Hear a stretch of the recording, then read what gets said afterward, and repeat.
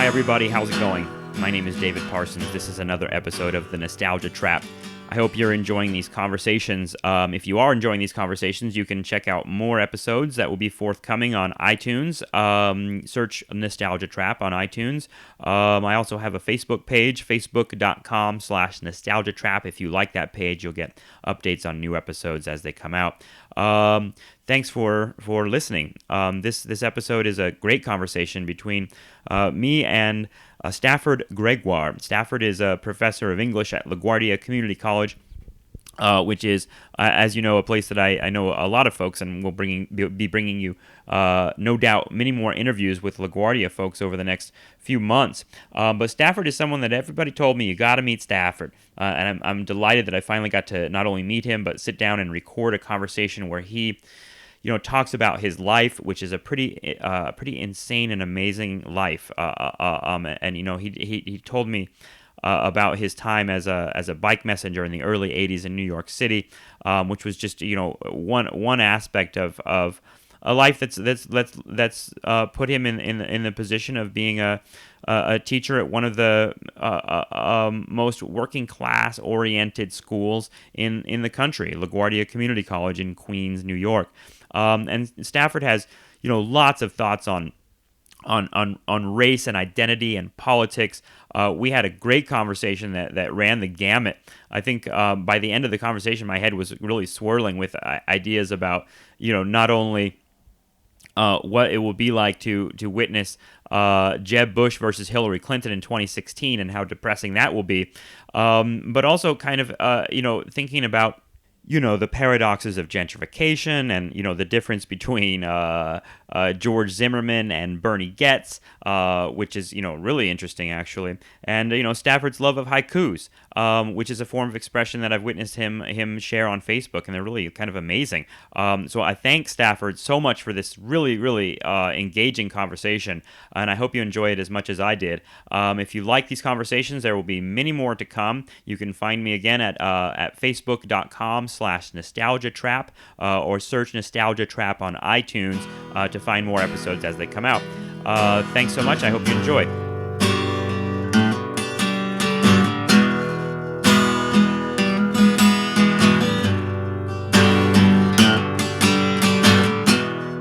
So, I mean, you listened to some of these podcasts, didn't you? I listened to Carlos's. Okay, yeah. The one about New York. Yes. Was that because you were curious about your own upbringing and how it's going to be depicted on this podcast? No, I listened to it when I first heard about it. Carlos said, I was on this podcast. And I was so excited. And simultaneously, I really liked it. Mm-hmm. I learned a lot about my coworker. Mm-hmm. One of the other brown guys around neck of the woods. Yeah. And it's a strange thing because, and here goes racial essentialism, brown guys, black guys, mm-hmm. Latinos, mm-hmm. right? Because I never fit in, even though I grew up in a neighborhood that was black. Yeah. My mom was white.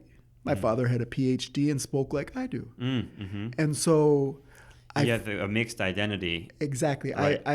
I'm an epic fail when it comes to being performatively black. Yeah. I don't fit in. I can't speak like that. How does that affect your own kind of your feelings towards your own identity? You know what I mean? Like, how do you form your own identity when you're like, well, I'm black, but I'm not acting black?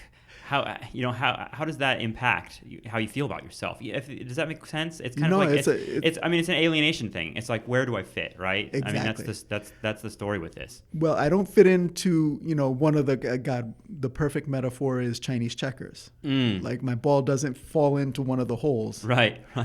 Right. But at the same time, that's because it should be a level playing field. You're on the board, but you're playing the game. Exactly. Yeah. And so I need to. Quick digression. Yeah, go for it. My brother refuses to call himself black. My mom's white. My dad's black. Right. We have ancestors who came over on the Mayflower. We're not the first ones to go to college.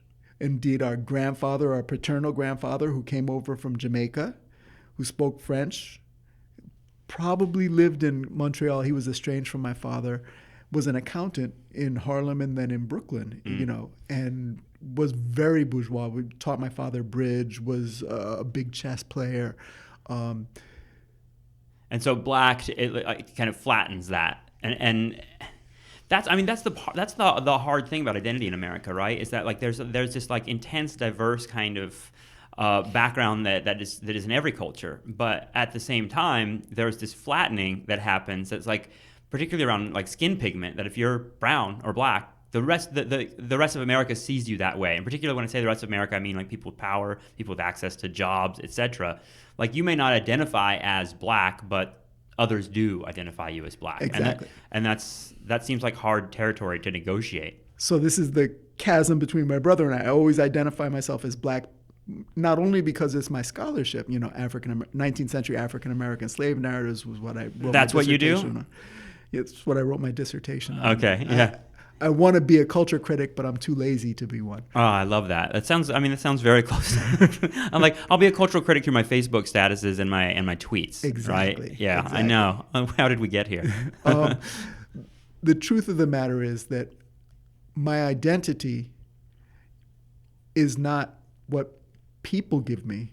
My identity is something I give myself. Mm-hmm. And I really respect my brother for saying I'm not black. I refuse to be pigeonholed. Yeah, like there's that. like kind of a political choice either way, in a sense, right? Exactly. Like, yeah, I mean, and yeah, that to me that's really important to distinguish. Is that for both of you, it seems like do you fight about this? No, it's just something you've talked about though, obviously. Oh yeah, right? Absolutely, and we disagree, and we both respect each other's opinions. Yeah, and people are different, and that's the good news. Yeah. The bad news is that people don't see people as people. Yeah. Right. It's interesting. My father, we see the identity category first. Yeah. Exactly. And my father, who always wants to reintroduce his dissertation written 40 years ago, right? Written 40 or 35 years ago. He keeps talking about education and the homogenization of identity, blah, blah, blah. He has one thing right, and that is that when we look only at race, we're not looking at people, right? And so if you say, well, it's an all-white campus, there's no diversity. And this is an argument he makes, and cogently, it's really quite good, is that there are different people in there. And there's, tall people, short people, conservative people, liberal people, rich people, poor people. But we say they're white guys. Yeah, and, right. And needless to say, he's actually trying to make the point, turn it around. You can't say black people are, and as soon as you meet a smart black guy, you can't make him the spokesman for all black people. Right. But the impulse is there. Yeah. Of course. And I mean, I struggle with that myself. Being around, black academics that I'll want to ask them questions automatically about like black history. Like they're the expert automatically, and I resist that. And I feel weird about it. But at the same time, they are experts and they are like presenting themselves that way. But it's a weird assumption to be making about people that like they have a whole kind of spectrum of feelings about their identity. Like that itself is kind of imposing something upon them, right? Well, I like to introduce a lot of, when I ask people about something that they're presumably expert on. Yeah. I have a Mormon friend, LDS friend. Right. And I say, let me essentialize you. As a Mormon, what would you say? When you put the caveat there, it allows them to say, well, actually, I'm too liberal to make a general statement. Right. And this is the thing that always pleases me. And I try to, and I think for the most part, I'm pretty good at, actually, my wife will correct me and say that, when I make that gesture towards women, there's a series of assumptions that aren't necessarily valid. Yeah. What do you think as a woman? Right. Or let me essentialize you as a woman. Yes. Right. What do you think? Right. And and the woman will give their opinion, and depending on who they are, they're saying, well, but I'm only me. Well, yeah, and I mean, to essentialize someone is to other them, right? I mean, you're basically saying like, you woman, tell me something about this like tribal knowledge that you have that I don't have because I'm not a woman. Yeah. And yeah, I feel uncomfortable being that way. Because it's always about kind of separating yourself from that person, right? And like being like, hey, we're not the same at all. You have some special kind of set of circumstances that I'll never understand, and that seems like that's just a process of like putting up ideological barriers. Even if you give them authority, Yeah. which is it's a noble gesture, right? Yeah, that's the kind of liberal notion, right? It's like, please, black man, tell me about what it's like to be black, because I never will know because I'm white, and like that kind of that. Yeah, I think that weird kind of essentialism that you're describing is both like, that's for me, that's the liberal trap, is that you want to be on the side of like honoring everybody's culture and understanding those kinds of the issues that come from being in part of different racial identities in America, but at the same time, like at some point we have to move forward together. And that's a paradox for me, is like it's the identity politics thing, right? It's like, how do we get out of this mess, while at the same time honoring the fact that different races have experienced this mess and are experiencing this mess in very, very different ways. Well, it's one of the problems, and we're both academics, and we both. Well, I'm making assumptions about you. Yeah, please essentialize me. I assume that we want to try and get to some, I don't want to say bigger truth, but better understanding. Sure. Right? Yeah. And the interesting thing is that we've been, what is it? Here goes a joke. What's the difference between what is it? Once you're made a pickle, there's no more garden salads. It's all burgers and fries. Right. You can't go back to being a cucumber. Yeah. Right. Right. And so whatever non-educated pre-PhD understandings we have of the world, which are important, it's a Pandora's box, shaped our academic understanding. Whatever we had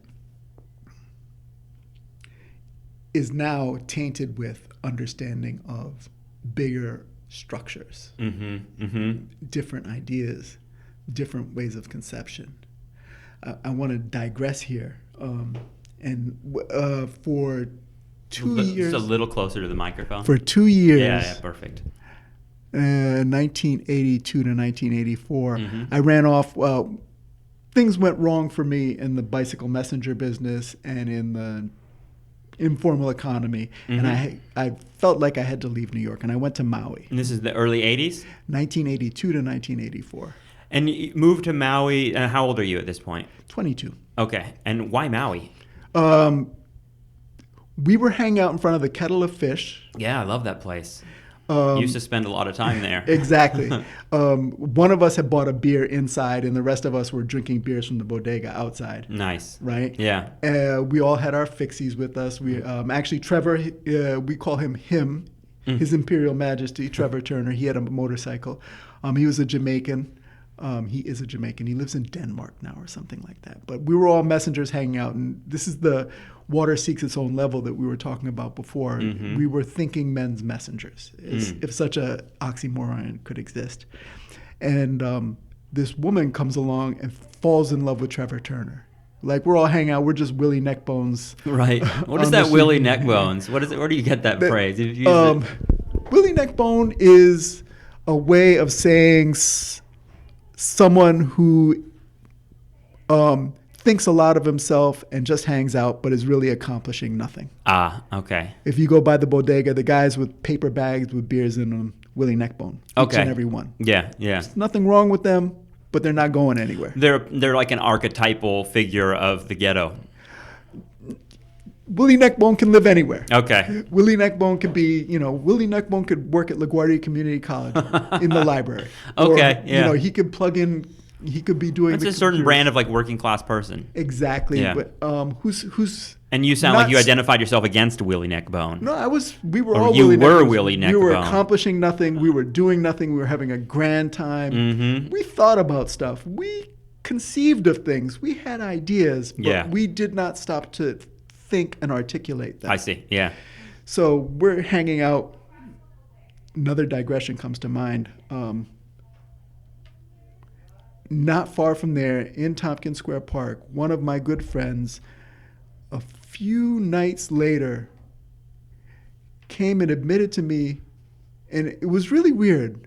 He said, I started doing heroin. And it was like a confession. Yeah, and there was an integrity to it. Like, he didn't want to be the skeevy secret junkie. I mean, he became a junkie, and he's probably dead now. This is, BA, before AIDS. And so he sat down with you just to literally like let you know, yeah, this is happening to me. Exactly. And what was the tone of it? Like, I need help, or you want to join me, or just to let you know? Just to let you know. We were talking about Hugh Prather, the book, and this is the kind of thing Willie Neckbone does. He talks about stuff but never does anything. Right. So we're all sitting there in front of it, and this woman comes up, black, Latino. So the guys, no one was white. Right. And this is 1982 winter, guys. A different West Village. Oh, yeah. Than it is today. Yeah. It was yes. Cafe Reggio. All the artifacts were there, but it was much more, what was it? Mamoun's Falafels. Yeah, I mean, some of that's still there. It's crumbling. There. But it was, I remember that weeks would go by and would eat there all the time because you could get a 75-cent falafel with four bowls in it. Yeah, I mean, I think of the West Village now, especially that little area there by Christopher Street, as you go further west there, that's just all like TMZ, like paparazzi, black suburbans, like very, very wealthy, insane area now. It's filled with celebrities, and that's a strange phenomenon in New York City, is to be walking through places that are clearly used to be far more or less well off than they are today. But actually, so I was born in Japan.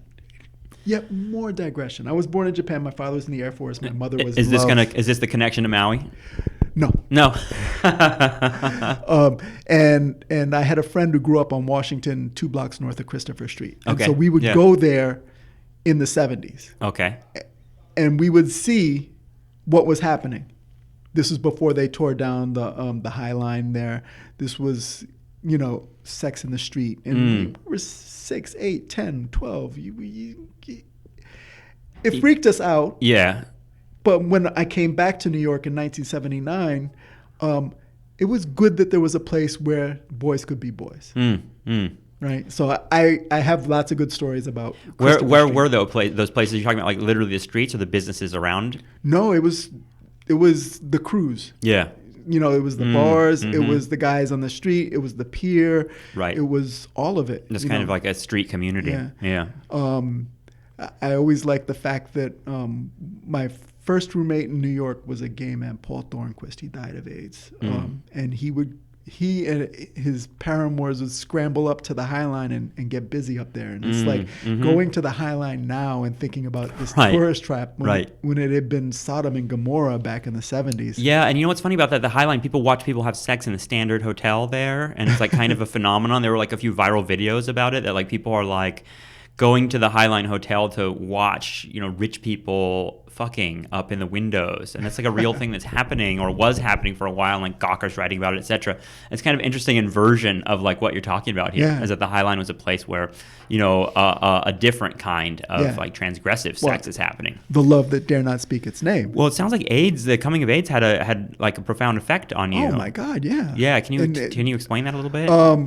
Hold on. First, let me go back to the kettle of fish. Trevor and Gabe and Scotty and Stafford. This woman came out of the kettle of fish and saw us and decided that Trevor, who was he was an imposing black guy, very muscular, had a beautiful motorcycle, very, very comfortable with himself. Yeah. And she decided that she was in love with him, and she says, I'm going to take you to Maui. And indeed she did. And Scott, my brother, a few months later went to Maui because Trevor said, it's great.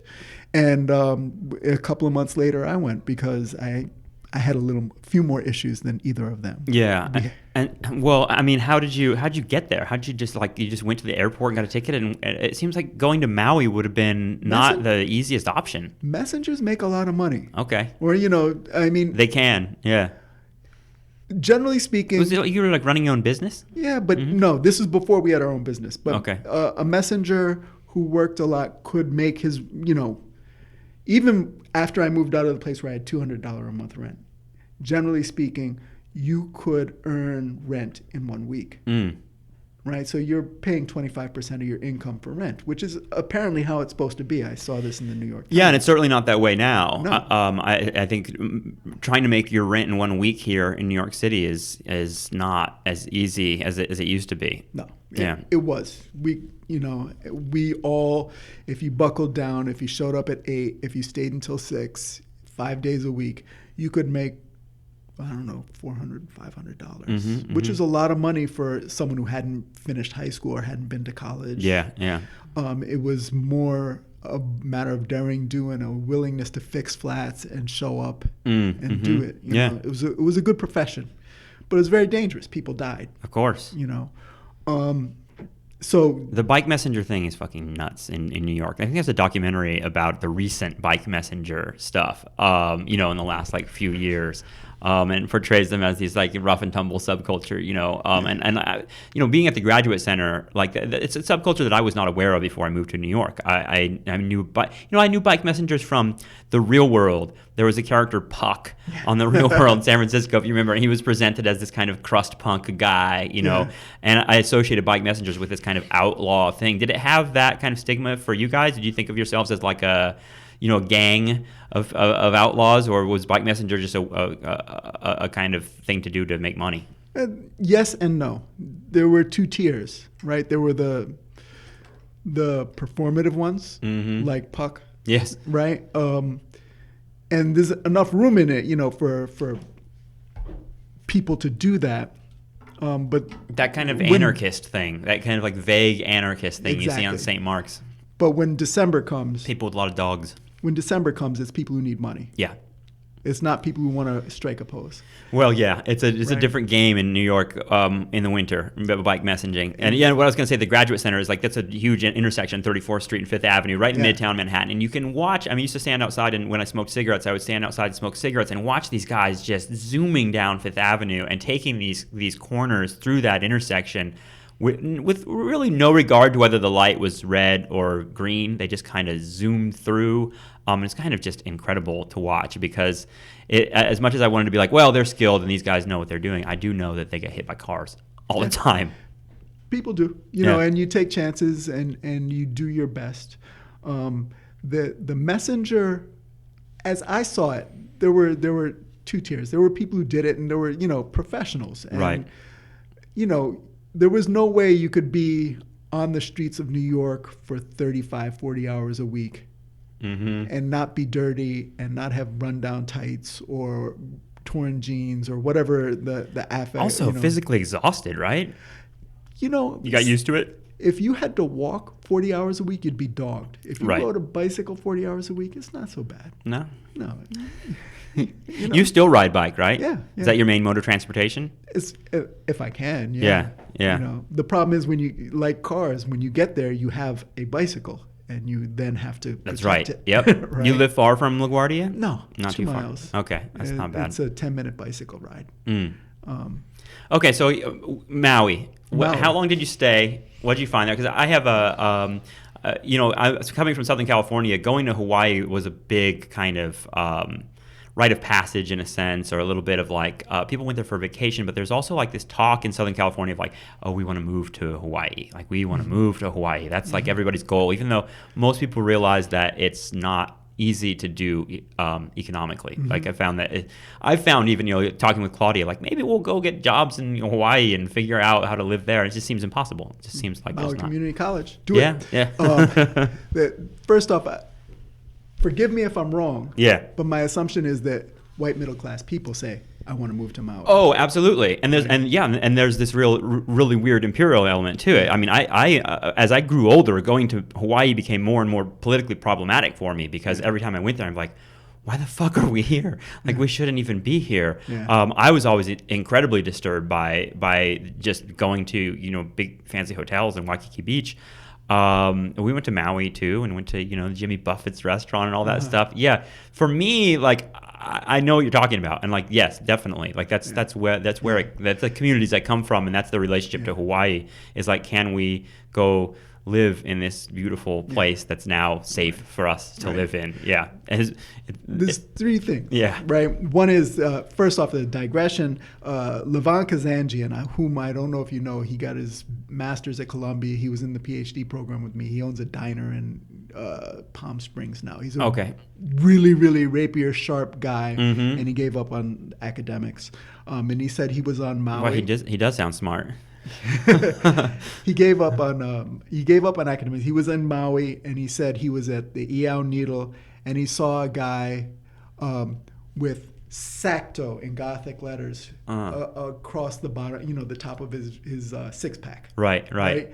Very diesel, white working class guy. He says, Sacramento, that's where I'm from. I'm from Stockton. He says, blood, if I could get my shit together, I would move back to Stockton in a New York minute. And you have to understand that once you get trapped there, and so when I went to Maui, I was suddenly part of a class that I had never been part of because I had no entree into the polite classes I had in New York City. And I was hanging with the local boys, screwing around, getting shit done. And, at the same time, when I was in New York, the messengers I found myself amongst were thinking men. Yeah.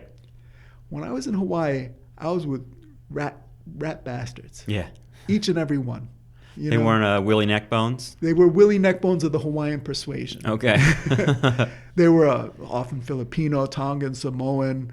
How did the racial identity fit in with that for you? Because, there's a very unique thing that goes on in Hawaii. Because I'm non-white. Yeah.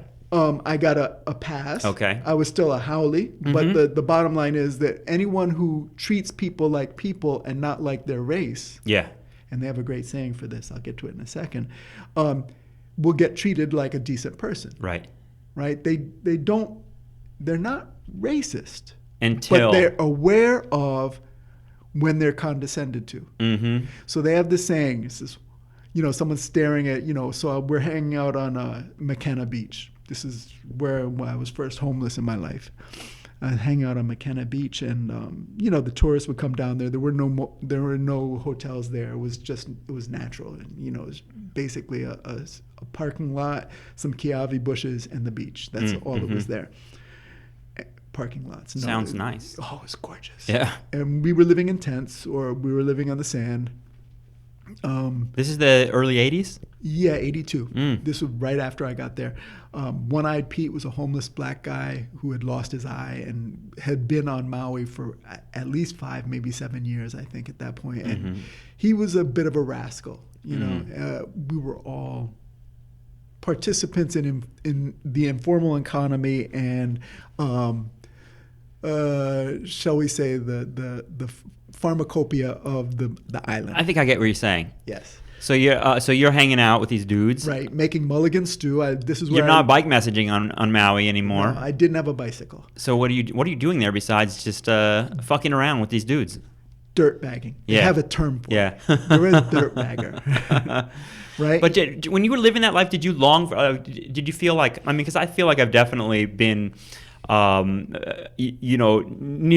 the situations you've been hanging around with who you might describe as Willie Neckbones, and being that myself, but always like feeling like I was wasting potential, or I felt like I'm smarter than this, or I should be doing something else. But like that what you're talking about, like I'm kind of just existing rather than doing anything with myself. It really bothered me more in Maui than a lot of other places. I got a job before long. I did collect welfare for 1 month, I think. I got food stamps, stuff like that. I lived with some hippies on the North Shore. Getting that stuff is easier said than done in a lot of ways. No, exactly. Yeah. But when you're homeless and unemployed, you have nothing but time. Yeah. You hitchhike down to the welfare office. You spend all day in line. You answer their questions. They give them to you. And then remember, this is early Reagan. So things weren't so hard. Right. No, that makes sense. The Great Society was just about to be dismantled. Exactly. Yeah. Exactly. And so the Hawaiians, Leonard Kong, who, if I have time, I'll tell a story about. Leonard Kong was a big old moke, and his cousins, the Elaban brothers. We worked at a steakhouse, Chuck Steakhouse, with dishwashers and Tourist bus place? boys. No, it's a local tourist place. It's Maui doesn't have was this in Lahaina? No, this was Old Kihei. Okay. So it was more working class. Tiny place it must be. It was. If I remember, Maui wasn't really populated. Well, Maui, I think there's 60,000 year-round residents, and there's 100,000 people come visit every year. Mm-hmm. Right. Okay. So it would, and the numbers have probably changed. There's a community college there. Mm-hmm. There's a lot of land. There's a lot of agriculture. There's a fair amount of light industry, making surfboards, shit like that. Yeah. Pimping cars, the bug outs, right. making the bugs. There's things that were done. But if someone came up to you and was staring at you because you were a brown guy and you look like Hawaiian, authentic Hawaiian, the saying was, what? I owe you money. And that was a way of saying, why are you staring at me? Right. Implicit in that utterance, which was a tried and true statement, I owe you money, was something you said that was pidgin for stop looking at me. Yeah. Was an awareness that the person looking at you was turning you into part of the landscape and was not dealing with you as a human being. Wow. They looked at you like they could look at you like they could look at a painting. There's something inanimate that you have less meaning, less value. And there was an understanding that locals had of that. And I had heard it articulated, when you sit around, talk story, there's some, the way of saying that when you're talking, you don't necessarily have to tell the truth. I love that. That's something I still live with. So they would say, why these guys come? It's like, okay, you're on vacation. Cool. You're buying this or you're doing that. You're part, like, great. We're glad to have you. But that doesn't mean that I turn into a flower or a plant or a pineapple or something like that. I'm still a person, and you need to deal with me.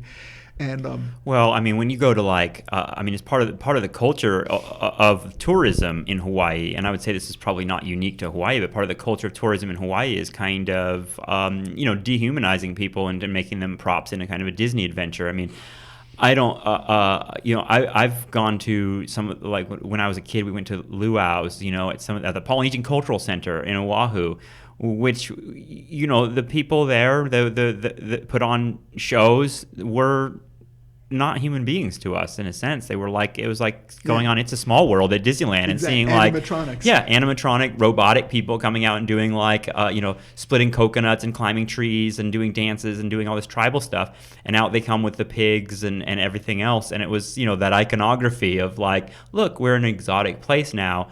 But there was really, as I recall, and I was young when this happened, there was very little engagement with the culture in any serious way beyond just almost the same way Americans think of Native Americans. Like, look at these people; they don't really exist, but aren't they cute? And aren't we learning something? And it's incredibly condescending. No, absolutely, and it has to do with the entitlement of. It's too easy to racialize it. Yeah. And it's too you can easy say it. You could say it. We talk white people on this show.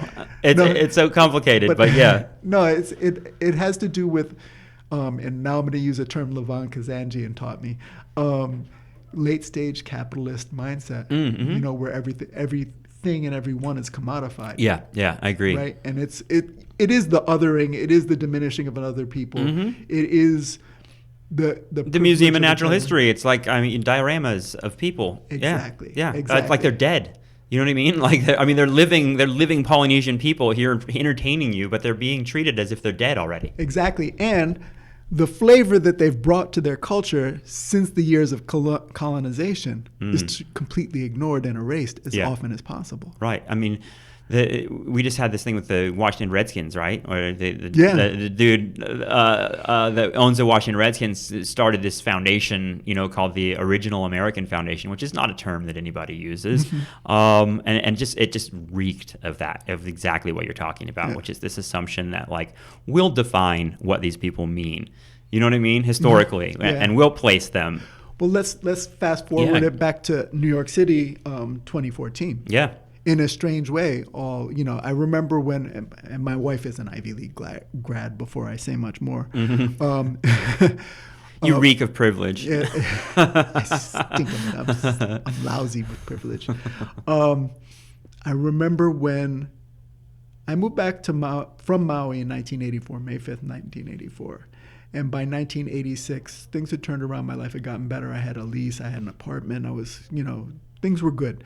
And I started noticing, first off, I lived in East Harlem, 108th between 1st and 2nd. And two things happened simultaneously. One was that there were more and more college-educated people living on the Upper East Side, which is a neighborhood I always thought, God, the worst thing in the world would end up on 86th and 3rd. That's where the first place I landed in New York was 86 between or 89th between 3rd and Lex. But that was my subway stop. It's a different area now. It really is. But my wife, who lived at 74th between 1st and 2nd, was one of them, right? Who's them? Ivy League grads, people coming in, people paying exorbitant rents by what we thought. So I was paying $600 a month for a 2-bedroom in East Harlem, and wow. she paid $1,200 for a studio down there. Right. And I'm like, oh my God, this is crazy, right? And all of a sudden, the restaurants changed. The gentrification. People talk smack about gentrification. Personally, anything that makes crime go down, that makes people get along better, I'm for. What about stop and frisk? I'm against stop and frisk. Because that's like the main argument that people make about stop and frisk is, hey, crime went down. And I have very liberal friends, that are like, well, it did make crime go down, and it's kind of a paradox, and I'm uncomfortable with the civil rights elements of it, but the reality is those are the people that are doing the crimes, so that's the population you need to go after. And it's unfucking real to have a liberal face in front of you saying those words. Well, first off, did you read Freakonomics? No, I mean I know the general arguments that are around it. In one of the chapters in Freakonomics was the crime went down not because of anything anyone did. Crime went down because abortion became legal 20 years before. That's right. That was their big controversial people aren't here thesis. Who would be committing crimes. Yeah. Right. And let's just say that's like a eugenic argument almost, right? I mean, it's straight. Yeah, it's unbelievable. I mean, to me, like stop and frisk allowed Bloomberg to and Ray Kelly to literally make overt racist arguments about crime. Yeah, you know what I mean? Like absolutely. That's all that because I know what you're saying about gentrification in a weird kind of ironic way, or maybe not ironic. I was a young white guy that came to New York because of gentrification, most likely. You know what I mean? I moved here in 2003. At a time when it was like, oh, New York is cool now. Even though 9/11 had happened, that was definitely like a part of it in some respects. But New York was considered a safe city, and it was definitely advertised that way. And I think, I bring it up on the show all the time, that like New York was a nightmare to me as a kid. Growing up, it was presented as like the Central Park rape case, and just like, you go to New York and you just get murdered as soon as you step off the subway, or as soon as you get down into the subway tunnels. Like when I moved to New York, my mom was like, "You're not going to go in the subway, are you?" It was still like that's where you go down there and just 5 black guys stab you to death immediately. Like as soon as you go down there, which wasn't my experience. But yeah, there's a kind of weird thing about gentrification, right? Yeah. It's the displacement. First off, the eugenics argument, I feel like defending them a little, because what it actually did was it gave people the chance to have a choice about when they would have a child. And it's not that the bad ones were killed. Yeah. It's that the ones that were born were wanted. Yeah, no, that argument is so crazy in a sense, and I mean, I get it. I get it. And it's like, it's just hard to think that way, I think, in some respects. It's just like, it feels so uncomfortable. I mean, to get back to a little bit of like the Maui thing, and maybe continuing on this race thing, because it sounds like you and I have a lot of thoughts about it. We're coming from very different places in a weird way, because I came at it from, once I developed like a consciousness about race and became, I guess, there were political choices that people had to make in my town, which is like whether or not you were going to be with the status quo or be like an anti-racist. You know what I mean? Like an active, like anti-racist. And I kind of fell into that category. But then there's like this weird self-consciousness about being white that's like, in Hawaii, for instance, like you're talking about, there's this kind of signaling that goes on of like, well, I'm not one of I'm white, but I'm not one of those, Mm-hmm. like I'm not the imperial thing. And there's this weird kind of like tension that's almost in yourself of like wanting to go around apologizing for, you know what I mean? And it's really, I don't like being that way. You know what I mean? Well, I find that condescending. You know what I mean? The thing is that the people who are aware of it, Mm-hmm. and I've seen varying degrees of nuance and finesse handling. Yes. Right? Right. Because there's the condescending, oh man, and my Leonard Kong story will go to someone who Right. did that tragically. But there's a lot of people who just ignore it, like, what? So I'm white. Yeah, right. And as soon as you have the right attitude and you treat people correctly, Yeah. they see, oh, okay, whatever. Mm-hmm. You're a bra. Yeah. The rest doesn't matter. But at the same time, there can be an admission of imperialism that fetishizes the oppressed. Mm-hmm. Mm-hmm. Yeah, absolutely. And I think that's what I struggled with as a young kid. Is that you this were aware like of it, and you probably handled it just fine. it's like the level of like what you're talking about with graduate school, right? Is that like in like your undergrad years, and for me, definitely coming from a place that didn't have like a strong racial consciousness because there was like a homogenization where I come from. In a certain sense, like there's like the first step. The first step is realizing that people of other races were living in a worse way or had been treated worse in history. Mm-hmm. That's the first realization, is that kind of like victimization thing. You know what I mean? It's like, oh, poor black people, poor Hispanic people, poor Asian people, etc. And I definitely went that way because I was like a sentimental person. You know what I mean? And I would hear these things, and we would read Frederick Douglass, and I would just be like so affected by all of it. And then all of a sudden, like, you're right, there's like a fetishization where it's like all of a sudden I'm in this phase where I'm like, black people have suffered so much, and it's all I'm able to kind of get to, in other words, right? There's more. And then in graduate school you kind of learn that like that itself is an ideological process. You know what I mean? That victimization is part of, I don't know, I just watched 12 Years a Slave, and like it's kind of quite a good movie. Yeah, they show that I think McQueen depicts that kind of that element of racism, of that kind of like that weird paternal thing, right? Like kind of like I've victimized you, and I think that's a big problem with American liberalism these days. Yeah. Well, it's funny because when I started at Berkeley, Viet Nguyen, who's now a full professor at USC,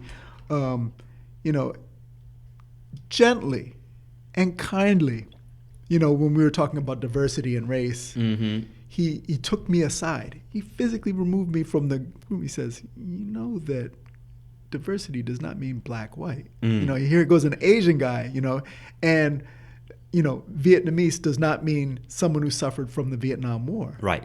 Right? Yeah. Like, we're in America because we like America. And it's like it's not so sad.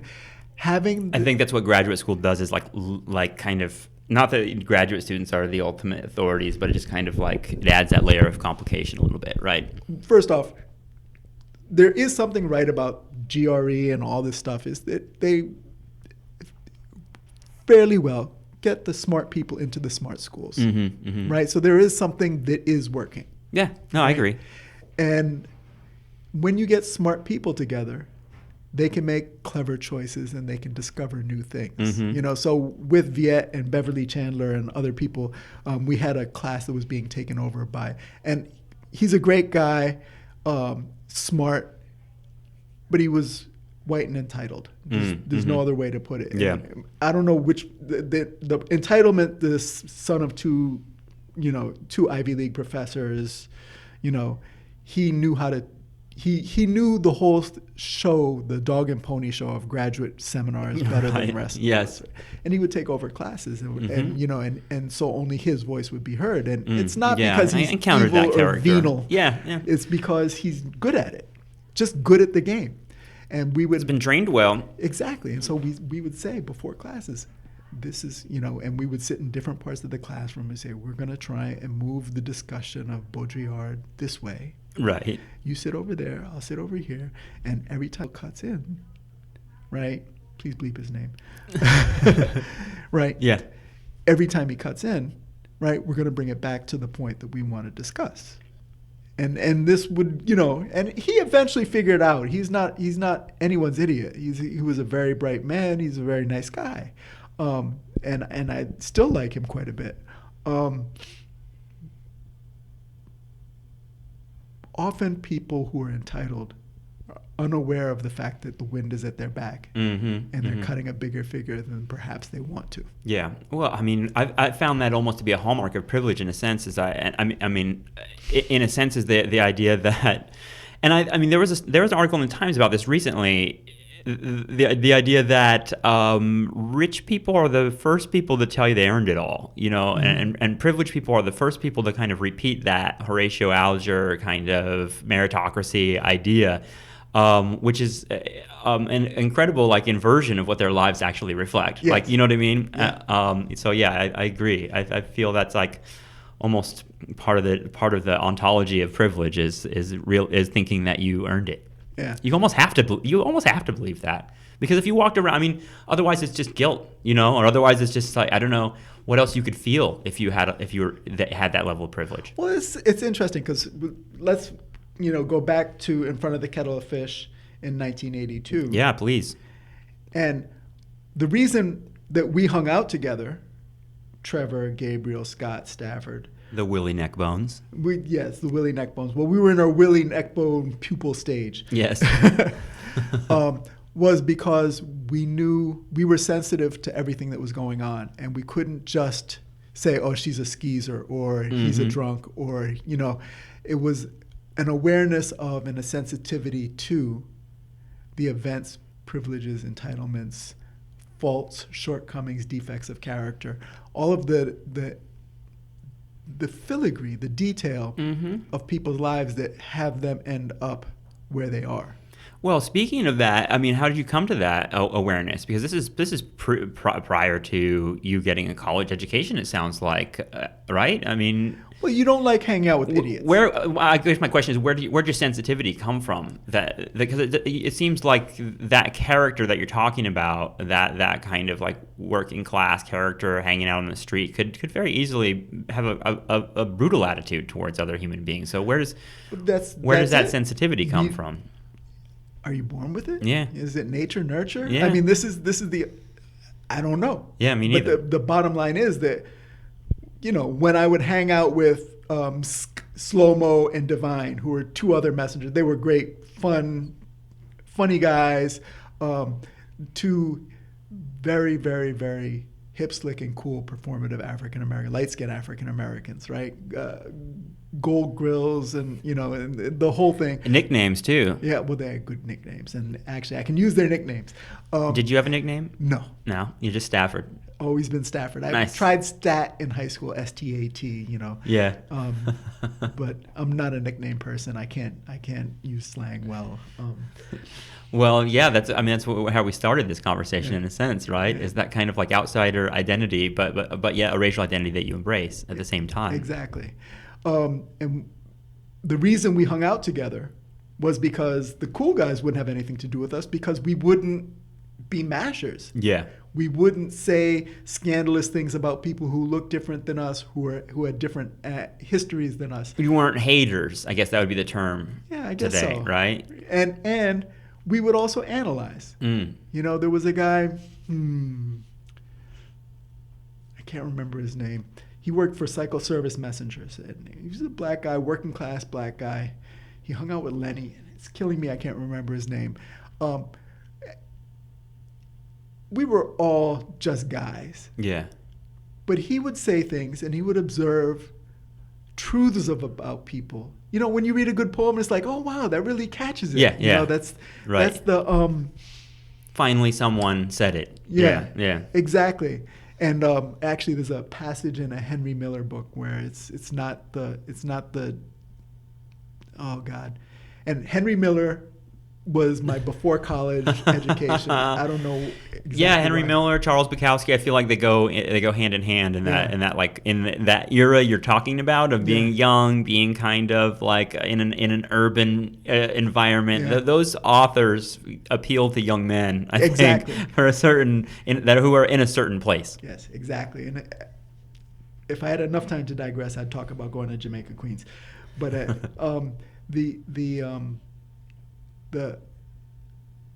the desire to see more than you saw.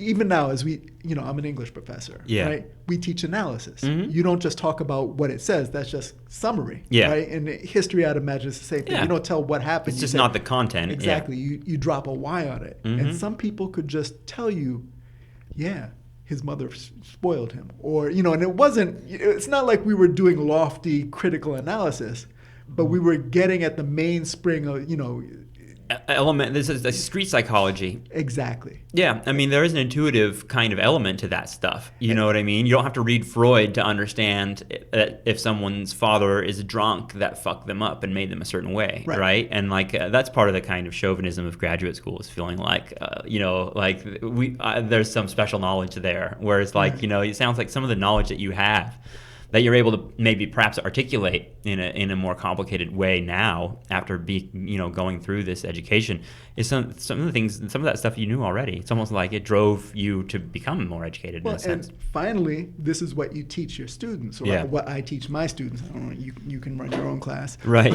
Yeah. Is that everyone has an ability to analyze things at a more profound level, and each, the subject position, gives you insights into things that other people don't share. Yeah. And when you can talk about something that you see that other people are missing, you then become a scholar. And that doesn't mean that you have your PhD.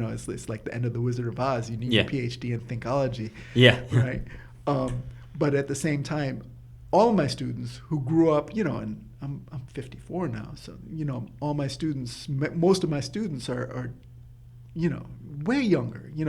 I use a lesson on the message to teach thesis development, right? The hip hop song. The Grandmaster Flash. Exactly. Yeah, that's a great great thing to use in class. Right. Yeah. Their parents were kids when that song came out. Yep. No, I just taught a class last semester on that was partially focused on the history of hip hop, and played that song, and many students mentioned that this was their parents' music.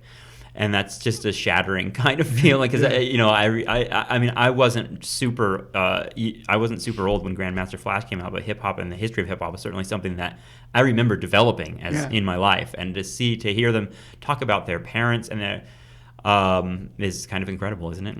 Yeah. Well, if you're lucky, you live. Yeah.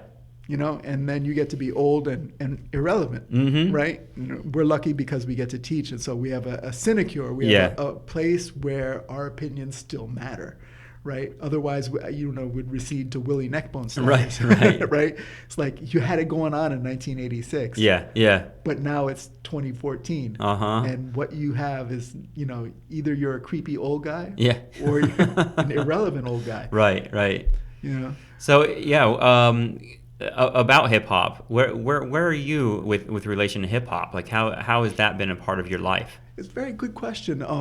I was actually thinking about this recently because I heard an interview with Nas, and I realized I never listened to anything by Nas. Yeah. There's a plethora, there's a wealth of great hip hop. Yeah.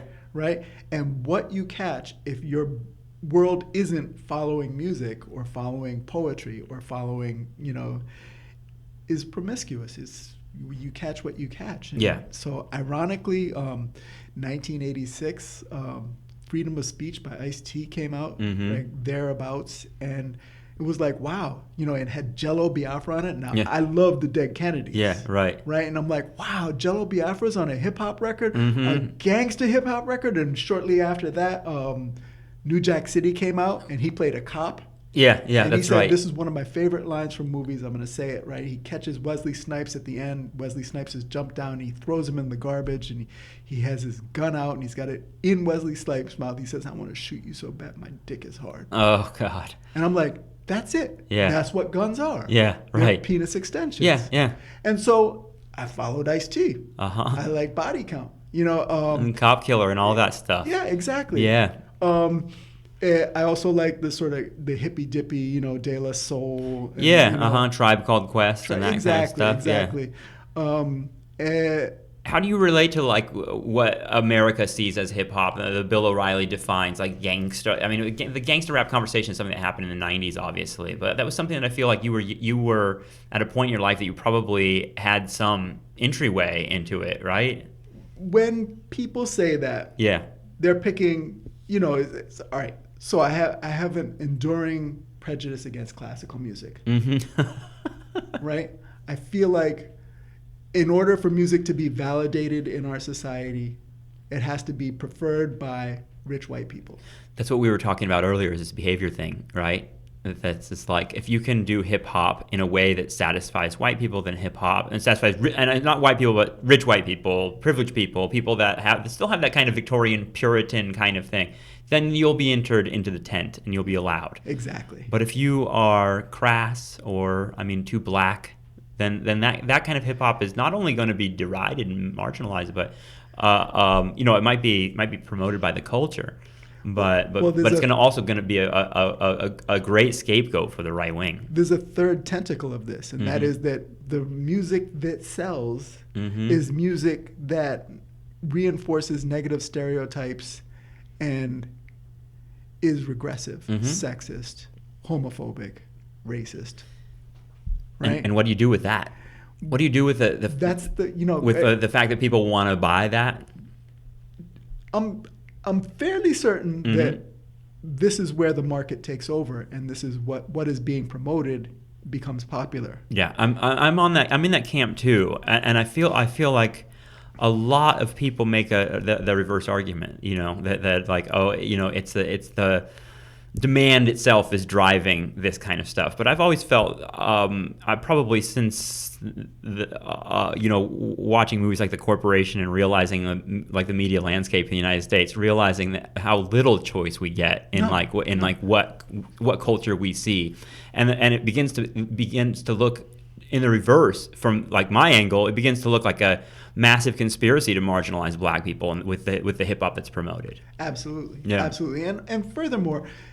So the considering how diverse the history of hip hop is, for it to wind up promoted in this way, and there is good hip hop out there that's mainstream. Well, when you hear francophone hip hop or Arabic hip hop, it's all progressive. It's all anti-dissident. Yeah, at this point, hip hop's not one thing or another. I feel like it's an aesthetic set. You know what I mean? It's set like it's a form. Yeah. It's a form of expression at this point. But in American culture, it's also a subject of a really stupid conversation. And I think it's pretty embarrassing. And well, it fulfills certain people's. It fulfills its fans' love of, for the same reason that Raymond Chandler sold well. Yeah. It tells good stories. It tells stories about the guy you're rooting for, the protagonist winning against all odds. Yes. Right? Yeah, it's the hero with 1,000 faces in some respects. Exactly. And furthermore, it's wish fulfillment. I wish I had more money. I wish I had more cars. I wish I got laid more. I wish I had the signifiers of status, privilege, and entitlement. Well, that's probably in terms of why that type of hip hop might be marketed. Is that it kind of reifies the pieces of capitalism, the pieces of how you need to be in order to make it in a society, and that kind of like that we live in such like a hyper individualistic culture that's like the only way we consume narratives in a sense is through this like idea of the one person kind of triumphing against all those odds, right? It's funny because this is I think this is from Freedom of Speech, but there's an aside where he's not rapping and he says, the science of capitalism that you're teaching the ghetto youth ain't working. And he goes on to, condemn Bush for importing cocaine to South Central or something like that. And well, there's graffiti as I'm walking in. I don't know if you've seen it. When you walk away from LaGuardia, it says the money system will not last. That someone put on, and I feel like it's one of those like children of men moments when you pass by there. There's kind of like apocalyptic graffiti of the money system, but that idea of like that the values of capitalism are so in tension with what human nature really is that it's funny because it seems impossible to continue for very long. On my walk here, there was this graffiti first came up genocide is real. Mm. Red, sort of nice style, but not graffiti style. You could just read it. Yeah. And a couple of days later, the same person returned with a different color paint and said, gentrification is realer. Wow. And it was, it's orange and rust on a white wall. Well, yeah, I mean, we had talked about gentrification. It comes up a lot on this show, I think partially because I've been living through it, and it's been, something that I've learned about as I've kind of understood more and more my place in New York City and understanding the larger kind of history there. But yeah, for me, like saying that gentrification and genocide are similar processes is not that far from what's really happening. I mean, it's cultural erasure, right? And the way I think about real estate companies is the same way I think about railroad companies in the 19th century. Yeah, absolutely. Clear the fucking path because the white people are coming. Well, you know what I mean? And it's like, you got to move. And like that pushing out, it's not like, well, I mean, it did happen that the U.S. government did kill Native Americans and throw them in mass graves.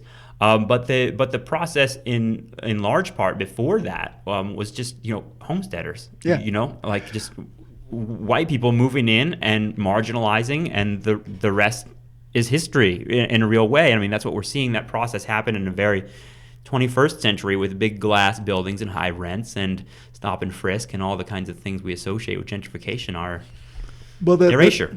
The thing is that it's not.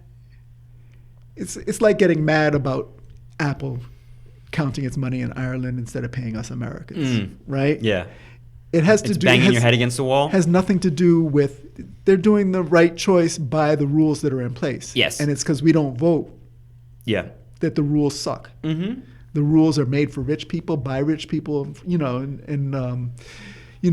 As far as I can tell, there might be like one congressman, 3 congressmen, and what's their name? Waters in California, Nadler from the Upper West Side, and Bernie Sanders. Bernie Sanders, yeah. Right, and the rest of them, they're in it. It's a money game. Yeah. Maybe Al Franken.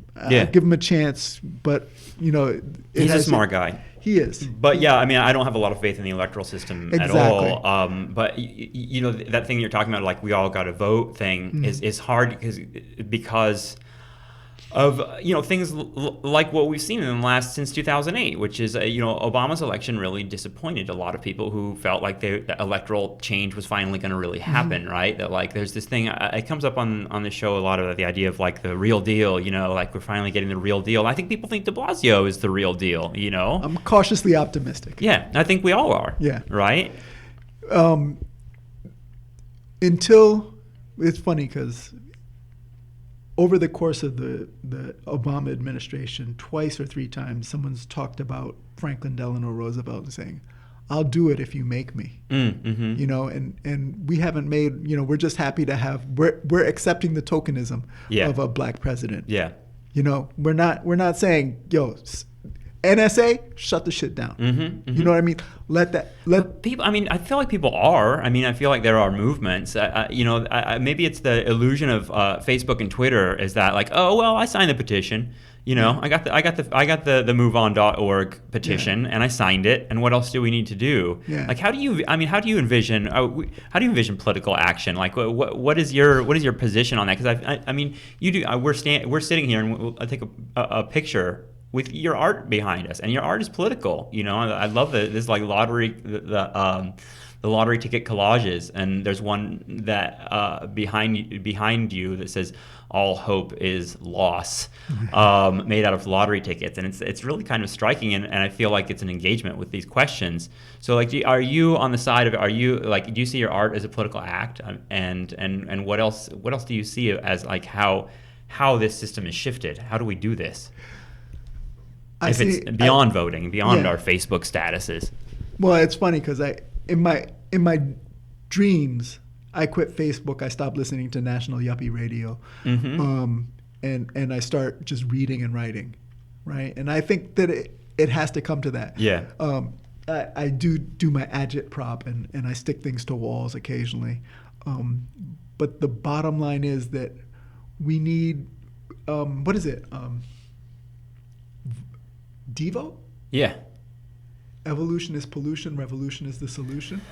Right? And then and they plastered the East Village with that in Yeah. 1980 or 79. Right. You know, when I first moved to New York. Well, it's weird to live in the shadow of the last kind of revolutionary moment in the, like the late 60s and 70s, and that you know there was this punk thing in the 80s, and feeling like you know, in some ways the youth has to have like the same revelations over and over again, Yeah. and it feels like we just keep having that same conversation over and over. I wonder, because you're a little bit older than me, so you were around when like Clinton was elected. Yeah.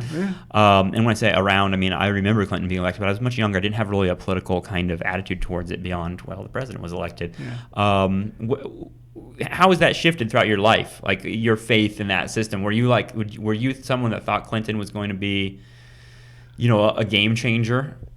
Because I feel like that is the first realization for my generation, was realizing that Clinton was a globalizer. Like Clinton was not. I was your age when Jimmy Carter got elected. Okay. When yeah. Clinton was, right? Yeah. And I saw him as a huge failure. Mm-hmm. I'm like, I mean, he's the trilateral dude. Right. You know, he's Yeah. just paving the way. On the other hand, from the vantage of time, he did give up the Panama Canal. Uh-huh. He avoided wars. Right. The next guy to come, Reagan threw wars like I don't know, a Latino family throws quinceañeras. Yeah, yes, I love that line. That's the paradox of American politics for me. Is that you know, that's the paradox of people on the left, because you're kind of stuck here, you know, hating the liberals that are you know, bought and sold, part of the 1% status quo, but then realizing that the liberals are kind of like the only thing stopping a full, you know, more disgusting fascist version of capitalism that represented by people like Ronald Reagan. Absolutely. As a who matter now of fact, seems actually more liberal than how the right wing now. Yeah, well, I mean, Obama is nearly Reagan in a lot of ways. It's very disappointing. Yeah. His language of, I mean, you've heard what he says about poverty. I mean, no, when I went to England the second or third time, yeah. I love traveling. I wish I didn't have kids. No, I love having kids. I can bleep that out. When I went to England, and the first Iraq War started, and I was, you know, we were watching. Oh God. Oh, what's that? It was a book, and then it was a movie. Last Exit to Brooklyn. The Hubert Selby. Yes, the yeah. Hubert Selby, which is a fantastic book. And one of the most disturbing books I've ever read. Yes, yeah. Absolutely. And that's got a lot of Willie neck bones in it. Exactly. Yeah. Nothing but Willie neck bones. Yeah. So the entire I actually campaign. Claudia and I, whenever I see like a scene that is reminiscent of that, I always say like, oh, there were some Selby people on the bus, or there were some Selby people on the corner, and it denotes a certain kind of like drugged desperation. Exactly. Yeah. Exactly. That book is insanely disturbing. Yeah, and the movie was horrible also. I haven't even seen the movie. It had a happy ending. Oh God. You know, like, because in the book she gets fucked to death. Yes. Yeah. Right? Yeah. There are images and stories in that book that I can't even repeat to people. Exactly. Honestly, they're so fucked up. I mean, it's unbelievable. It's Great book though. I would recommend it book. heartily for anyone who wants to like fall into just urban decay. Yeah, it's probably the best book for that. It makes the 70s make sense. Yeah. And it was the 50s. Yeah. So sure. Right. It's a fantastic. Like, oh, book. the 70s are like, oh, this again. So the movie ended, and you know, videotapes. This is before DVDs. The videotapes end. And TV comes back on. Yep. And, you know, I'm in England, so it's however many hours later than, you know, or earlier, whatever it is. And the CNN guy is saying, it's beautiful. These are the most amazing. And he's looking at the Bombs destruction yeah. of, you know, of Baghdad like it's a fireworks show in suburban Montana. Yeah, that was the CNN. You know, for me, that was the end. That was the nail in the end of the Vietnam War. You know what I mean? Like literally, that was George H.W. Bush and his team, very kind of calculating in the way that they were going to reintroduce war to Americans. Right? Mm-hmm. Like this time, we're not going to see tortured Vietnamese people and combat veterans that are destroyed psychologically. We're gonna instead see some fireworks, and it's gonna be exciting again. I think that was a big moment for me as a young person, is kind of realizing what was happening. And so we had just watched this movie, and it was a disturbing movie also. It's nothing like the book, but all the people I was watching the movie with, my literati friends in London, Sunil and Marius, and Pete, were sitting there, and they looked at me and it's like, is that what fucking Americans think? Don't they know people are dying? Like, it was humiliating. Yeah. It's funny you use that term because I interview some veterans of the 60s radicals and stuff for my dissertation, and many of them use the term embarrassing when they talked about the Vietnam War. They use the term embarrassing, humiliating. That was the feeling they got from it was shame. Yeah.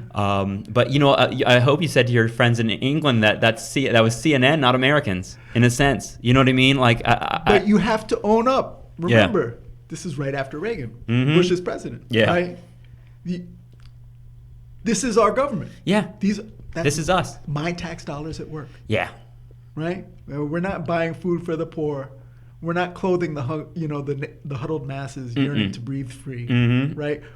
We're killing people. And bragging about the technological prowess of the killing. Yeah, and not only that, but if you understand the politics of it, you understand that we're killing people for really no reason beyond hegemony in the region. Right. I mean, there's nothing going on that has anything to do with democracy, despite the fact that the American imperial government uses language that's very social democratic, kind of when they're going to war. When they start killing people, that's when they're talking the nicest. Yeah. And it's I know that's a hallmark of imperial governments, but it's just incredibly disturbing to see your own government talking about war in a positive way. Yeah. And, needless to say, we had, 8 years of Reagan, 4 years of Bush, or 2.5 years of Bush, or whatever it was. And a country had been invaded. Yes. Granted, it was a puppet government, and I can't tell you that the Democratic Republican, and as my friend Marius said to me that day, he says, you don't have two parties. You have the red squad and the blue squad of capitalism. Yeah. It's just a scrimmage. Right. It's not a game. Yeah. And when there's an illusion of partisanship there. Exactly. Yeah. It's finis patina. It's like the green on the copper dome. It's just like you scratch it and they're both. And as there's more of a realization of that, I mean, as people, and especially I think Democrats are not going to vote in the midterm elections this time. That's what they say. That's the conventional wisdom. Then we get back to that same place again. I was like, how do we get out of that cycle? You know what I mean? Of like swinging back and forth and back and forth. Because I know that there's going to be a Hillary Clinton is going to be running. Thank you, and then on the right, some monster, some corporate monster. I mean, the fact that Claudia and I just said this today, how degrading it is to live in a culture in which Mitt Romney, as a candidate for president, says things like, binders full of women in response to a question about gender inequality is just so fucking degrading, and talk about embarrassing. For me, it's like in a country of 280 million people. There are a lot of brilliant fucking people, and the person we get is a guy that responds to gender inequality question by saying, I have binders full of women. And all the press laughs, ha ha ha ha. And for me, it's like, it's not funny, dude. Like, that's embarrassing to live in a culture that produces that shit. Well, if we were all messengers in the early 80s, these are the people I wouldn't hang out with. Yeah. And it's just like, and frankly, I think the venality, I think that's the right word, of politics. Yeah. The venality of politics has driven the good people out. Yeah. And, it's funny. At the same time, we have Obama, who a lot of good people, are part of that coalition and very much. Beetle. Yeah. I know. That's how I feel about it, too. Yeah. Yeah. It's hard. It for me, like, and I know it's not just me, but it's hard to, like, kind of negotiate a position through that. Particularly when you have a right wing in the country. You know what I mean? When you have a right wing that's as vicious and nasty, and as I see it, I mean, the right wing represents fascism, as far as I'm concerned. Like, yes. What? And unadulterated fascism, as people, opposed to the budget fascism we're getting with. I mean, the we left. live in a country in which a guy like George Zimmerman, right, that kills his kid, is like not only signing autographs at like, different right-wing conventions and Tea Party shit, but like is brought on Fox News as a commentator, and he's literally the only thing he's done is shoot an unarmed black child, and so that's for me. That's why that's the trap that we're in a sense. Is because we don't want to go in that direction, and yet we have. I mean, Fox News is a multi-billion-dollar media organization, and they're propping up people that are incredibly dangerous and saying incredibly dangerous things, as far as I'm concerned. Well, the semiotics of George Zimmerman are that he was someone, like I'm mad as hell. I'm not going to take it anymore. He threw his TV out the window. Yeah, right. Is he like a Bernie Getz? Does he fall into that category? If so, it's even more disgusting than Bernie Getz. No, what I mean? He doesn't have the courage of Bernie Getz. Yeah. The one thing, living in New York in the 70s and 80s, he had heart. Yeah. Like, the people who live in Manhattan now often don't see. I mean, they might see him on the subway, they might see them a little bit, but they're not as engaged with the populace as people were in the 80s and 70s. What do you mean by populist? There's a lot of segregation now. Mm-hmm. So if you see black people, mm-hmm. Latino people who are toughs, mm-hmm. right? They're in a controlled environment. Mm-hmm. They're no longer in their environment. It used to be that Manhattan was part of New York City in a way that it is no longer. Mm-hmm. Right? And so there was the polity, right, was more integrated than it is now. Mm-hmm. And this might be why people don't vote. Yeah. Is because things are running, voting is like getting in line for the biggest attraction on Disneyland. Mm-hmm. It's like, you're going to invest 30 minutes to be able to fall down that ride. Right.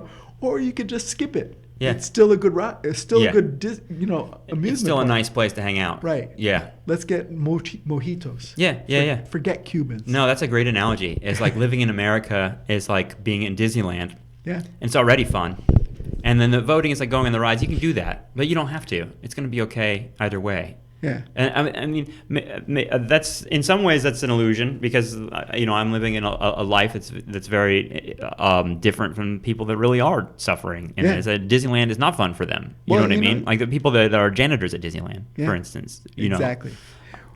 Well, it's funny because you live in Brooklyn. Mm-hmm. You're partners with a native. Yes. And there's things that if you've lived here, if you grew up here all your life or 30 years of my life, you see things that people who come here with college degrees, with C++ certificates, can't see. Uh-huh. It's a strange thing, you're walking along and it's like, there are ghosts that, for instance, I live in Woodside, Queens. Uh-huh. I can't tell you how much I like Woodside, Queens. Woodside, Queens would have been, I can't tell you how disappointing it would have been for me when I was younger. Mm-hmm. There's no action. The malfeasance is just Irish drunks. Yeah. Like even, the Latinos don't drink that much. There's like this. Sounds suburban. Almost, except it's quiet. Yeah. Neighborhoody. There's no desperation. Okay. There's no heroin addicts. There's no crackheads. I mean, and if someone who is an addict walks along Roosevelt Avenue, walks on Woodside Avenue, people notice. And it's we've been here long enough. Claudia would know. Mm-hmm. Yeah.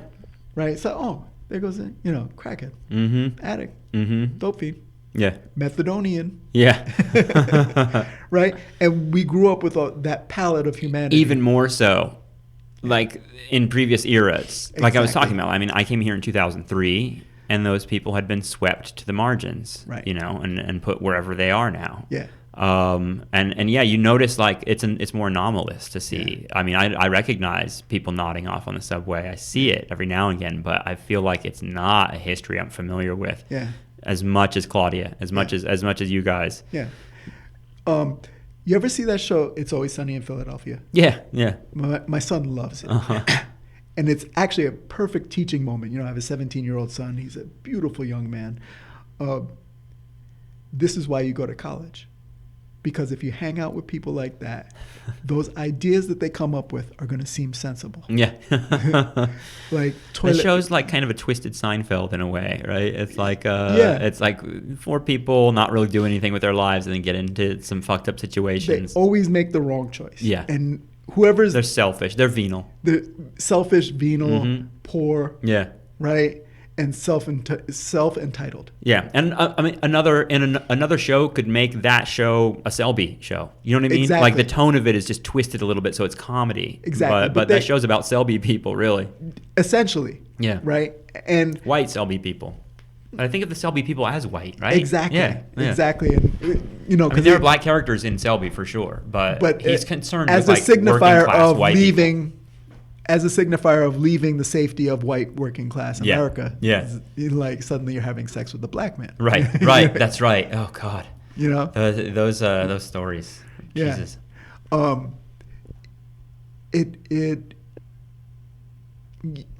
Gentrification. Let's just bring it all the way back. Yeah. Right. The middle classization. Let's. There should be a new word because gentrification is vaguely genocidal, but there is something good about making things nicer. Yeah, no, I agree. And I want a new word for that. Yeah, I like that, yeah. One that doesn't displace people, one that doesn't abscond with rights, privileges, and entitlements. Yeah, and I mean, gentrification can also be a word that victimizes people, right? Exactly. That's like, oh, you're a victim of gentrification. Yeah, you're not a human being with like a complicated situation at all. You're just someone who got ran over when the white people showed up. Exactly. And I mean, a lot of gentrifiers are not white. You should say too. I mean, although I would say most of them are. It's class that's driving this. You know, we gentrify. And what's weird about it is that it's coming like this. It has this kind of multicultural kind of front to it, right? Is that when the gentrifiers come, it's all of a sudden we get like yoga studios and international restaurants and this kind of like, you know, development of this vague bohemian kind of thing, right? The gentrifiers, in other words, are not like, at least on the surface, do not carry an imperial kind of affect. They're instead like, we're coming to make the neighborhood better and we're gonna have bike lanes now and that kind of stuff. Well, in other words, it has a progressive front. It's Obama. It's disposable income. Yeah. It's the influx of disposable income, right? When disposable income, and frankly, you know, the poor, the ghetto, the willy neck bones, they squander their money in different ways. Yeah. You know, performative. Yeah, lottery tickets. Right, yeah, I'm looking behind you. Performative automobiles. Shame, guilt, and remorse. Yeah. When disposable income starts going towards margaritas or, you know, what is it? Non-GMO tortillas. Yeah, right. Right? Love those. Can't say as I've ever had one, but the idea really appeals to me and I would pay extra to have it. Yeah. Right? Yeah, right. Even though, I mean, I ate cornflakes. Those are GMO. Uh-huh. Right? The shift in consciousness, there could be a shift in consciousness that would make what is called gentrification the improvement of neighborhoods that would allow everyone to join. You know, the Reagan metaphor, a rising tide raises all. Yeah, right. But the truth of the matter is that some boats don't hold water, right? Or they get slooshed out, you know, with the tide, right? But I do believe, and perhaps it's my native American optimism, and I hate to admit I'm an American, but I am a proud American. You know, I believe there's a way that things could get better that would help everyone. Yeah, no, I agree. But we have not yet commodified, we have not yet regularized or routinized a way of improving urban spaces that allows everyone to thrive. Well, I think the way you frame it is great in terms of a shift in consciousness. Is really, it's not just words as much as, the word gentrification, it has that kind of charge to it, and we could change the word. It's about kind of, reorganizing society around ideas of equality and ideas of access. And that is not something that is necessarily going to be achieved through, real estate companies and banks. That the consciousness comes from somewhere else. That's why I enjoy looking at your art, because for me, I don't have answers to these questions. These are big questions. These are like, how do you build a utopia with imperfect human beings? You know what I mean? Is it even possible to have utopia when, like you said, some boats don't hold water? How do we still want those boats to be treated with some decency and fairness, even those marginalized human beings? And so, like I said, I look at your art, and for me, like one of the things I've come to, I guess, in some respects, is that like things like art, things that in ways, a revolution can be, or needs to be, a cultural project in some sense, right? Yeah. That we have to like build a way of looking, a way of being, and a way of kind of expressing to each other that level of respect for each other that is just not present right now. Yeah. There's, again, my prongs, tentacles, whatever, two. There have to be two. There has to be we need a more progressive government that is answerable to the populace. Yeah. Right? The polity needs to, I think everybody would agree with that now, yes. So the rent control, right? Division of services. They need a sewer plant in Manhattan. It's just a fact. They need a garbage plant. They can't just keep shipping everything to the Bronx and Queens. Right. And, it's how it goes. You don't like shit in your neighborhood? Then stop shitting. Yeah. Right. Yeah. It's not possible. You have to do it, and there has to be some sort of understanding, and it can't be, the towering mountain of Manhattan, and we're all in the foothills. Right. And the other is that looking down upon a jeweled city that we have no access to. Exactly. Yeah. The other thing is that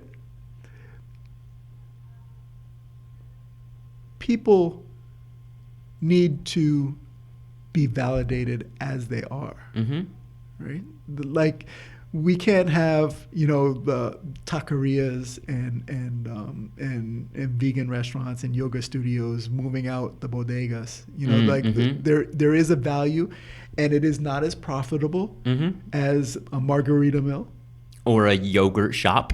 Exactly. Or a TD Bank, or a Dunkin' Donuts, or any of those. Yeah, I mean, I think that's a big sticking point for me, is losing those kind of like what's being, I guess, kind of disposed as a primitive form of capitalism, is the bodegas. And it's like, no, that's not the way we do it. We have corporations that come and open, a Duane Reade or a 7-Eleven or something like that.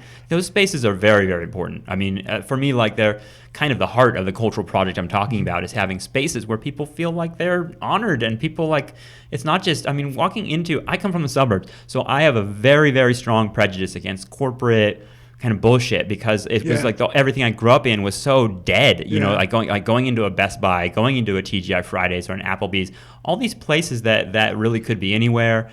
They don't feel like beloved local institutions. They feel like places that are outposts for some distant corporation to extract wealth from my community and not give a damn about anybody in it. Well, this is global capitalism. Yeah. Right. The big pool of money thing they did on This American Life. I don't know if you heard it, but it's a fascinating thing. I don't listen to that yuppie shit. They did a really brilliant thing about how, there's this money, and so it's because of the small-minded bankers, right?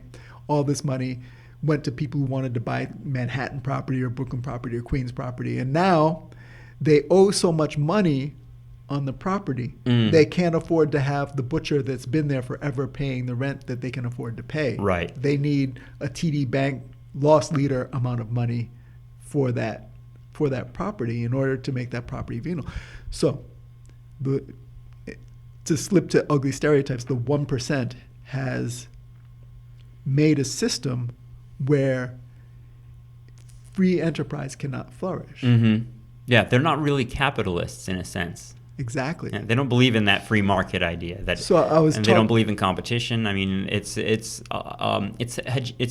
hegemony of a sort that is incredibly disturbing, because we're seeing the reality is that the wealth is being hoarded by a very small percentage of people that we refer to as the 1%.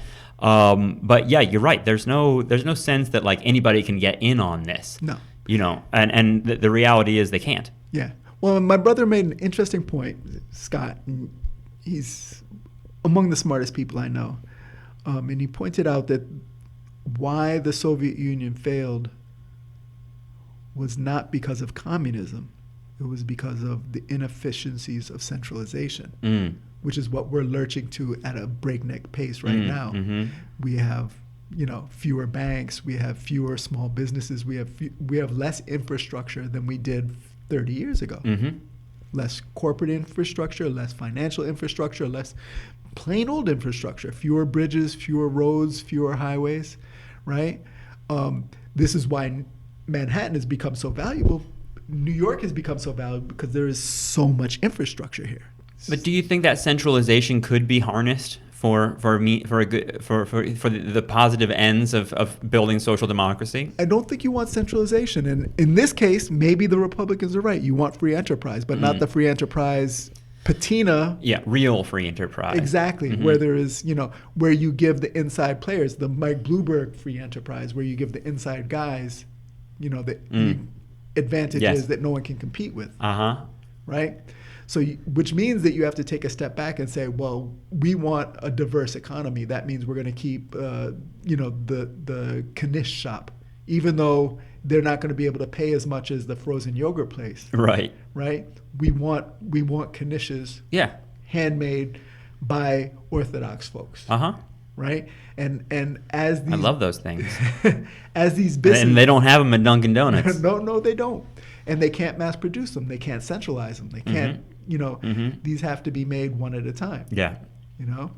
So is that like justice? You know what I mean? Can justice be centralized? Are you seeing that's a good one? Can justice be centralized? Are you seeing are you one of these people that, and I think I kind of put myself in this camp, despite the fact that I want like kind of a more socialism from the federal government. Like, do you see like a tribal kind of thing happening? Is like that's how progress is made? Is this kind of like moving away from centralization and toward a kind of like what's appropriate for each locality?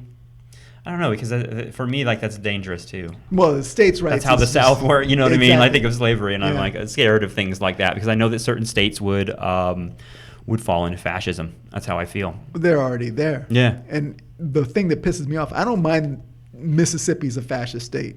Just, I had no interest in going to, Arizona is a little bit too. Yeah, no, I have no, and my son might go to school there. Yeah, that's why I brought it up. Arizona's a scary place to me, and nothing against Arizona. It's beautiful too, but the government of Arizona scares the shit out of me. That's where Joe Arpaio is. Where there is strong government, strong unions, strong education, they spend more money. They send more money to the federal government. Where there are weak institutions, they take more money. Well, this is, I think this was known during the New Deal, right? I mean, this was FDR's whole philosophy with like building the TVA and stuff like that, building the infrastructure of the South, because he realized that, look, if we bring electricity, if the government provides electricity, if the government provides education, if the government provides an infrastructure, we are going to see, like you say, we're going to see wealth coming from that area. Yeah. And that's how you build that. Exactly. You don't build that by just saying like, well, go use the free market and go make yourselves rich. Exactly. Furthermore, what got built in the TVA, in the New Deal, has all moved to South America or Mexico. What is it? South Carolina is now completely wholly owned subsidiary of a maquiladora. There's only the One Tree Hill patina of South Carolina left, but the work has all left. Yeah. And there's people struggling to make it in the margins, or I'm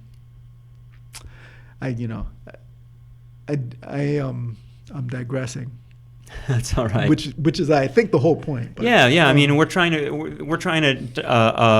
tackle some big issues. We got to wrap this up, actually. But I would be remiss if I didn't ask you about haikus, because you don't have to compose one right now if you don't want to, and maybe you have one for me. But what are haikus to you? Because it's such a form of expression that you use a lot. When I learned about Twitter, I realized that you couldn't write full, thoughtful sentences in 140 characters. Yeah. I have that problem too. I feel like I'm not good enough at Twitter because I have too much to say, and that's horrible. Exactly. Yeah. And so I said, well, you know what? If I make it a haiku, so there'll be sentence fragments. I'll just throw out an idea. You can pack more meaning in there. Exactly. It's economical. Exactly. And so that's the idea. And then I've taken to, and at some point I'll share with you, writing haiku strings. Right, and so it's like related. Yeah, I think haiku. I've seen a few of them on Facebook. Yeah, they're great. Exactly. And then I think of them as essays that I haven't yet written. I'll share a few when I introduce you. Okay, and I have a good first 5 syllables of a haiku: centralized justice, and this is yours. And we'll see what I come up with off air. Cool. Thanks so much for joining me, Stafford. Oh, please! Thanks for asking me. See you next time. Yeah.